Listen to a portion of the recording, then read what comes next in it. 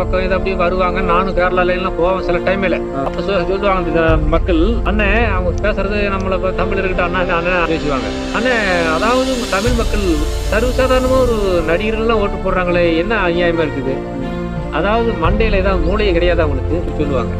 கேட்பாங்க. இங்க கூட இங்க கேரளாவோட நிறைய பெரிய பெரிய நடிகர்கள்லாம் இருக்கிறாங்க. ஆனா நின்னா 10 ஓட்டு கூட வாங்க முடியும். ஆனா எல்லாம் சினிமா மேல ஆசைப்படுவாங்க, பாப்பாங்க, பாக்கிறதோட முடிச்சுட்டு வந்துருவாங்க. அவங்களுக்கு ஓட்டு போட மாட்டாங்க. அவங்களுக்கு அரசியல் பத்தி என்ன தெரியும்? அவங்க போய் ஓட்டு போடுறாங்களே, இந்த தமிழ் மக்களுக்கு மூளை விழுக்கும் சொல்லி உழுந்து சிரிப்பாங்க. நம்ம தமிழ் மக்கள் நம்ம எதில் எடுத்துக்கலாம், நம்ம தமிழை ஏமாந்தே தான் போறோம். அதுதான், வேற ஒண்ணும் இல்லை. கேரளாக்காரன் இருக்கிற புத்தி தமிழுக்கு இல்லை. அது ஒரு புள்ள பிறக்கிறது கஷ்டம். யாரையும் மதிக்க முடியும், யாரையும் மதிக்காத போறோம் இல்லை. அதாவது தெய்வ பக்தி, ரொம்ப தெய்வத்தை நம்ப கூடிய அவன் ஆட்சிக்கு வந்தான் அப்படின்னா அடுத்த எம்ஜிஆர் வந்துட்டான்னு எல்லாருக்கும் தெரிஞ்சு. நீ சீஃப் மினிஸ்டர் ஆகுறது அதாவது பயங்கரமான ரீடிங்னு வருவேன்.